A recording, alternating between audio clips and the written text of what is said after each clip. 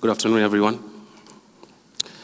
My tribute might appear a bit long, but I tried to summarize, but you will all understand that these are the words of a proud son.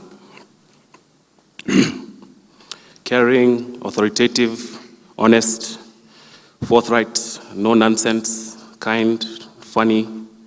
These are the things that pop into my head when I think of you, Daddy. I think about our relationship, how we have grown to be more than father and son, to be more like buddies, who can confide in each other and speak the truth between each other. You understood the challenges that we faced as young people, and you shared with me your past experiences, particularly when you told me about your younger days in the military when you were my age. You never compromised on affording us the best opportunity when it came to education. You always told me that you felt content, that you achieved your dream of having your kids excel and mastering their professional destinies.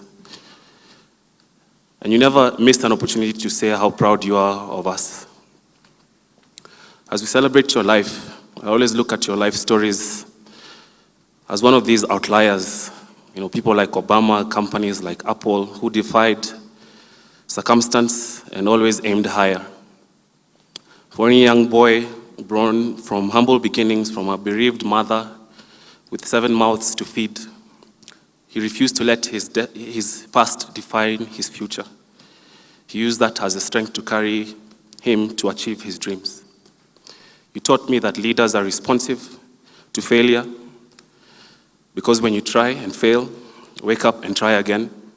Do not fail to try. I appreciate the example that you set for us as we build our own relationships and families. I always enjoyed spending time with you and Mommy, listening to you guys joking around like teenagers, drinking port wine, eating chocolates. It always used to amuse me when during holidays you would take Mommy on walks to the beach. And it was so funny seeing her trying to keep up with you with her small steps amidst your long strides. You guys were truly true friends. I gained solace with absolute conviction that your legacy lives in all of us. It lives in amongst all the majors, the colonels, the brigadiers who served with you and were your students, all the people who were under you in the armed forces, the thousands of young women and men who you gave opportunities to enrich their own lives in a variety of fields, the people of the county of Kajiado, and your colleagues in the ministry.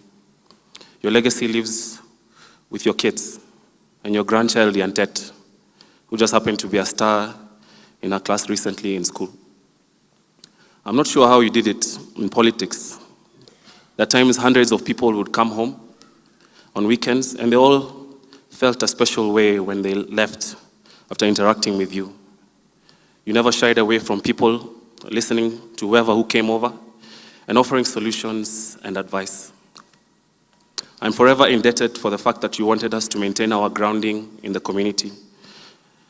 We took part in every rite of passage, from Nkaisery to Orpul. You carried us with you when you opened up schools and projects, on campaigns, connecting with people.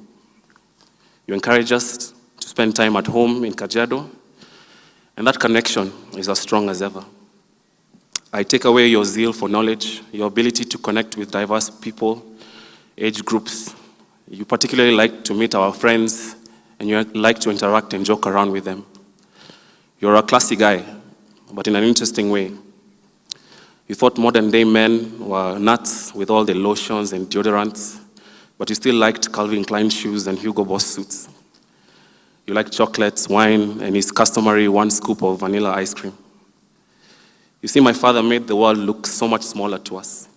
You took us with you whenever you got posted around Kenya and the world over.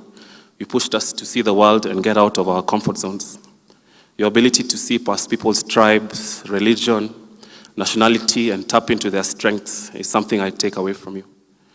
To the family, my sisters and my brother, we all know what we need to do. We need to stick together and follow through all the projects that Daddy had and all of his aspirations. The sad thing is that he really meant well for this country. He cared for this country, And you can notice this when you speak to people who worked with him, and it's a resoundingly constant theme. His devotion for this country led him to strive harder. I guess it's a soldier thing. You die fighting for your country. So be it, we accept. Mommy, I can only say that no one will ever replace him. But you have raised strong and capable children together, and we will support you and be with you. Sleep with the angels, Daddy. My mentor, my supremo, my man. See you on the other side.